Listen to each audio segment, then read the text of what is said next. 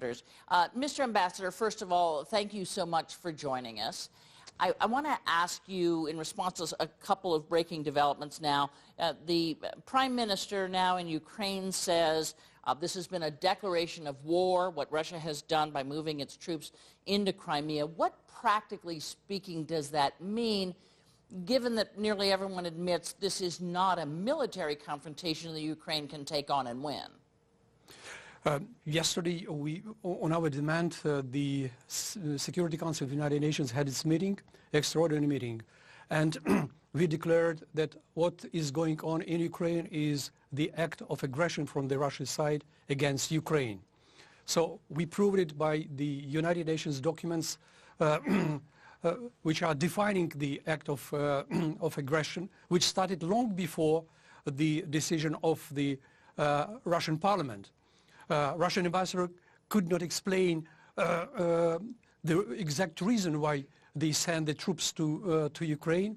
The pretext he explained is absolutely shocking because the pretext is to protect Russian-speaking population. Could you imagine that Russians could protect any Russian-speaking around the world, including here in the United States, on the Brooklyn? Well, so it means that they are explaining from Russia's side absolutely unacceptable pretext, which is not foreseen by the international laws. Mm-hmm. So that's why today the Prime Minister said what he said. And yesterday we were supported by the colleagues in the United Nations, really estimating that it is an act of aggression. And I think that clearly world opinion is on the side of the government in Kiev. My question to you is, okay, it's a declaration of war by Russia. Let's accept that is what those movement of Russian troops over the border has been. Now what? Because if the Ukraine doesn't have the military forces to confront Russia, who or what backs them off? First of all, we address to the guarantors of our security, territorial integrity, the countries who are permanent members of the Security Council and who gave us guarantee under the so-called Budapest Agreement in 1994 mm-hmm. to protect our territorial integrity.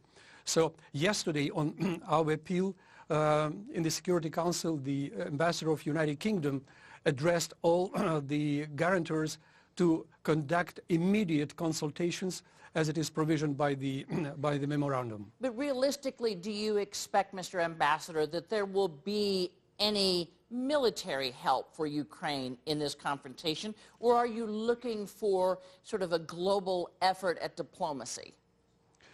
Both. We are looking for to raise the world awareness and to address the world leaders to stop this aggression when it's a very first stage and until Putin has not signed yet this decision of the parliament.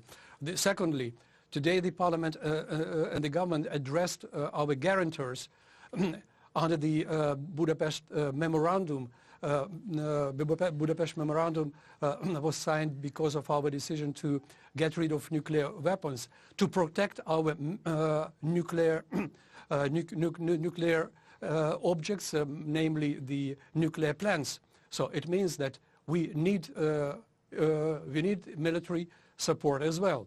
So military support in terms of weaponry, but so many, including the United States, seem to have at least come very close to ruling out military involvement by other nations. Is that your understanding? We are to demonstrate that we have our own capacity to protect ourselves, as it was decided today in the Parliament, and we are preparing to defend ourselves. And naturally, if aggravation is going in that way, when the Russian troops they are enlarging their quantity with every coming hour, naturally we would be we'll ask for military support and other kind of the support. Right. And lastly, Mr. Ambassador, if I may, What do you think Vladimir Putin wants? Well, it's difficult to explain sometimes the behavior of some leaders, but what I can tell directly now to him as well, we are on the eve of the great 40 days Orthodox Lent starts tomorrow. If he is a Christian, if he demonstrates his Christianity, instead of preparing to kill us, he should pray for us.